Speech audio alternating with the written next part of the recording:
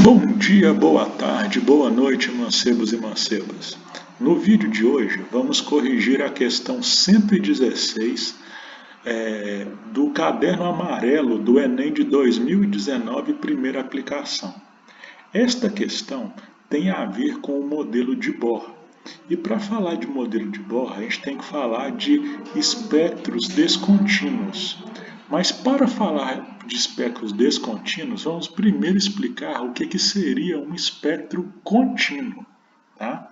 Quando uma luz branca, uma luz comum, por exemplo, a luz do Sol, passa por um prisma, cada cor componente daquela luz, cada cor referente a uma frequência, sofre um desvio num ângulo diferente.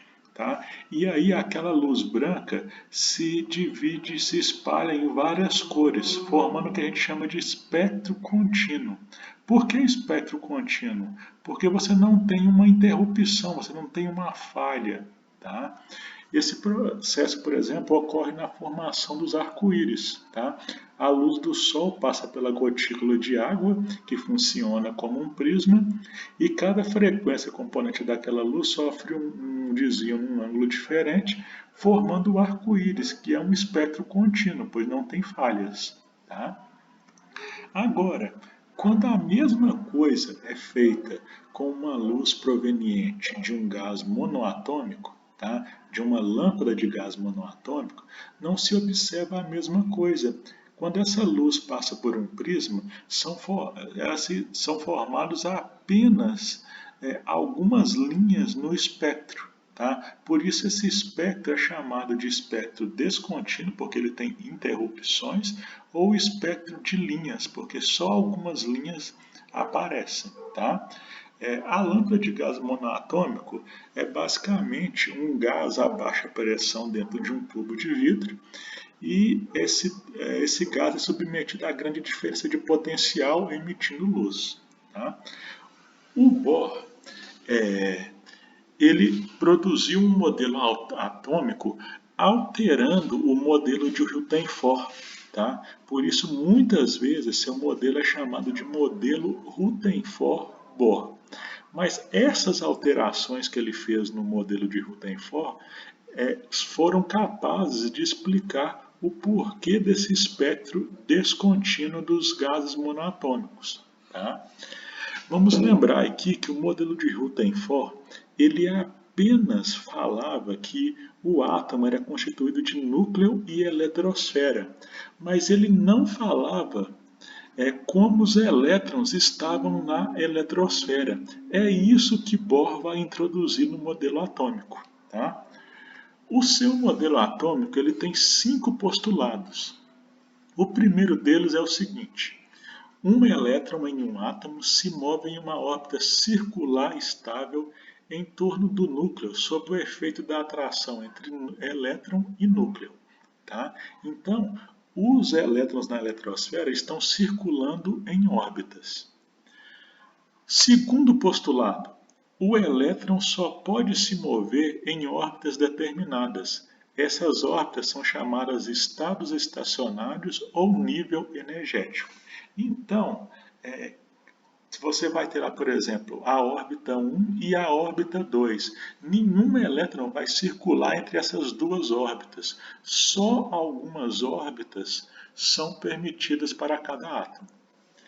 Terceiro postulado: um elétron que se move em estados estacionários não emite radiação eletromagnética.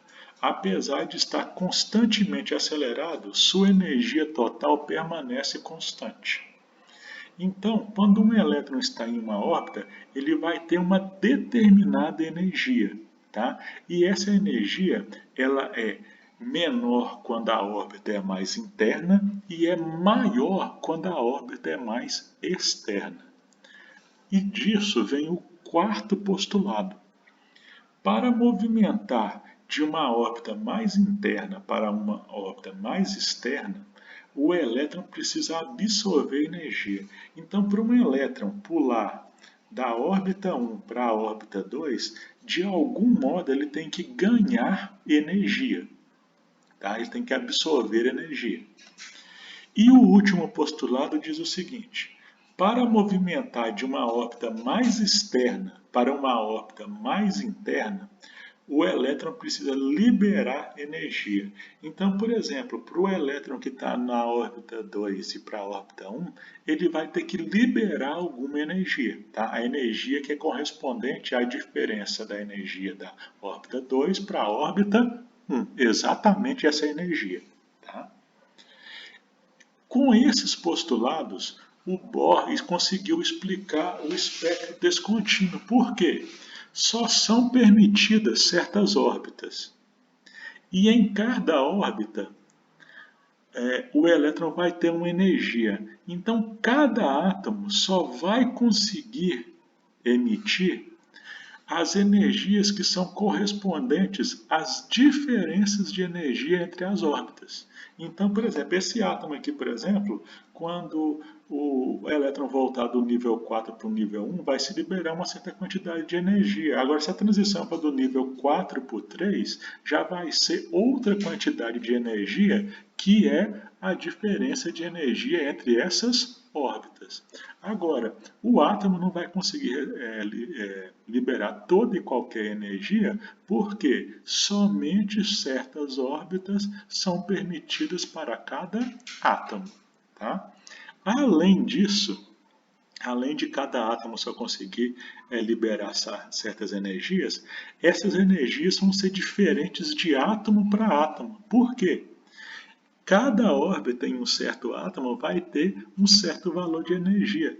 A órbita 1 do átomo de sódio tem uma certa energia. A órbita 1 do átomo de urânio tem outra energia. Então, os espectros, quais linhas cada átomo consegue emitir, são específicas do átomo. Então, por exemplo, nessa figura aqui, nós temos os 4 espectros, um do hidrogênio, outro do hélio, outro do mercúrio, outro do urânio. Quanto mais elétrons, mais órbitas com elétrons o átomo tiver, mais complexo se torna esse espectro. Logicamente, por maior são as combinações de transições possíveis. Tá bom? Agora, onde que a gente vai ver isso na prática? Existe um teste de laboratório, por exemplo, que é baseado em colocar a amostra em uma chama. E pela cor que essa chama emite, é possível determinar que átomo está presente nessa chama. Tá? Esse teste é chamado de teste de chama. Tá? Então, o que acontece? A chama, né, ela vai fornecer energia para um elétron ir de um nível mais interno para um mais externo. Quando esse elétron voltar, vai ser liberada luz. Para os átomos que essa luz liberada está na região do visível, é possível enxergar qual cor ele emite. Tá? Na sequência aqui, vamos ver um vídeo mostrando esse teste.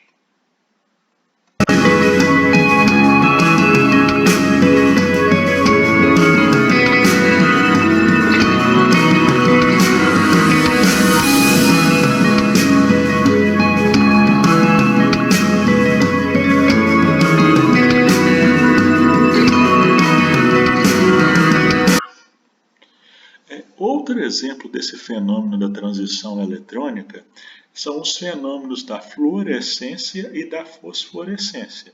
Um exemplo do fenômeno da fluorescência, por exemplo, é quando uma amostra de água tônica é submetida à luz de uma lâmpada negra, é possível observar a água tônica brilhando.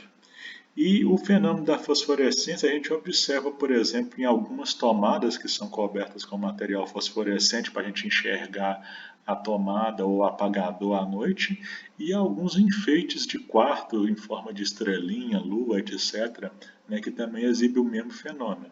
Tá? O que acontece nos dois fenômenos é a mesma coisa. Tá?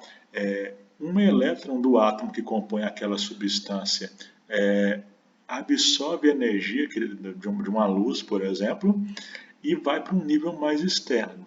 Quando esse elétron volta para um nível mais interno, ele emite luz. No caso da fluorescência, essa volta para o nível mais interno é praticamente instantânea, o processo é muito rápido. No caso da fosforescência, a volta desse elétron é mais lenta, tá? É um processo mais demorado. Alguns seres vivos exibem esse fenômeno da fluorescência, é o caso de algumas bactérias, tá? E águas vivas, tá? E também de águas marinhas, tá? Então vamos ver um exemplo disso aqui num vídeo.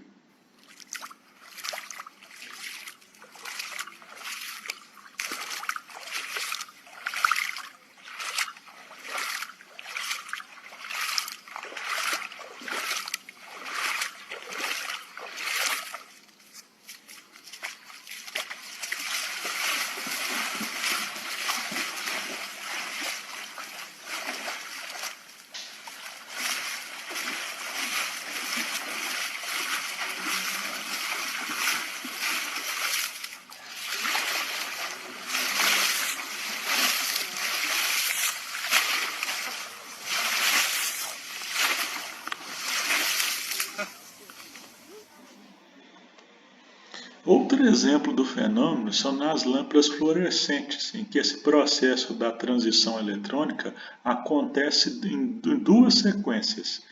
Primeiro, o gás que está no interior da lâmpada tem os seus elétrons excitados pela passagem de uma corrente elétrica. Então, os átomos do gás ali, um elétron dele vai para um nível mais externo pela energia que ele absorve da corrente elétrica.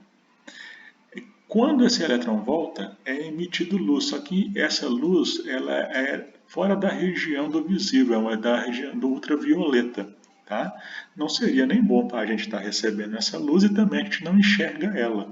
Aí, ao redor da cápsula que cobre a lâmpada, né, do vidro que cobre a lâmpada, tem um pozinho que vai receber essa luz ultravioleta e elétrons dos átomos desse pozinho vão para um nível mais externo e voltam para um nível mais interno. Quando esse elétron volta, aí sim é liberada a luz visível. Tá? Esse processo também é explicado nesse vídeo aqui. As lâmpadas fluorescentes contêm em seu interior vapor de mercúrio e gases inertes. Com a passagem da corrente elétrica, os elétrons chocam-se com os átomos de mercúrio. Com o choque, é transferida energia para os elétrons de mercúrio, que irão passar para uma órbita superior em torno do átomo. Quando estes elétrons regressam à sua órbita original, eles emitem energia na forma de radiação ultravioleta. A radiação ultravioleta é convertida em luz visível pela camada fluorescente que reveste a superfície interna do bulbo. Outro exemplo desse fenômeno são os fogos de artifícios coloridos. Tá? Então, o que acontece nesses fogos? Tem algum átomo ali que no momento da explosão da pólvora, ele vai receber essa energia da explosão da pólvora e um de seus elétrons vai para um nível mais externo. Quando esse elétron voltar, vai ser liberada luz. Tá? Então, para cada fogo de artifício, você tem a intenção que a cor seja vermelha, você escolhe um certo átomo. Tá? Se você quer que a cor seja lilás, escolhe outro. Tá? Então, você escolhendo qual átomo que vai estar ali misturado à pólvora, você acaba determinando qual cor aquele fogo de artifício vai liberar. Tá? Agora, vamos finalmente à nossa questão. A questão diz o seguinte: um teste de laboratório permite identificar alguns cátions metálicos ao introduzir uma pequena quantidade de material de interesse em uma chama de bico de Bunsen, para em seguida observar a cor da luz emitida. O enunciado aqui está falando do teste de chama. Tá? Bico de Bunsen é um dispositivozinho usado em laboratório para se produzir uma chama. Tá? É tipo uma boca do fogão da sua casa, mas que faz uma chama com um formato mais específico. Tá? O que acontece? Tá? Quando você tem lá essa chama do bico de Bunsen, se você leva uma amostra até a chama, um elétron lá do átomo que está nessa amostra que você levou à chama, ele pode absorver a energia da chama e ir para um nível mais externo. Quando esse elétron do nível mais externo volta para o nível mais interno, é emitido luz. Para os átomos em que essa luz emitida está na região do visível, é possível identificar a presença desse átomo pela cor emitida na chama. Tá?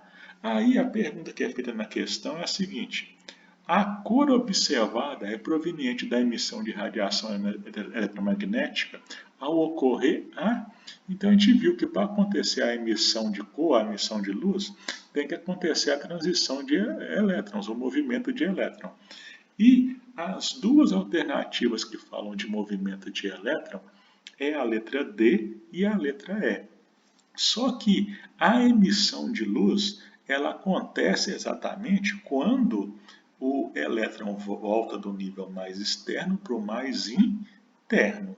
Então a letra E, que fala o contrário, fala promoção dos elétrons que se encontram no estado fundamental, ou seja, no estado mais interno de energia para níveis mais energéticos, essa está incorreta. Por quê? Acontece a mudança do nível mais interno para o mais externo? Acontece, mas não é nesse momento que acontece a emissão de luz.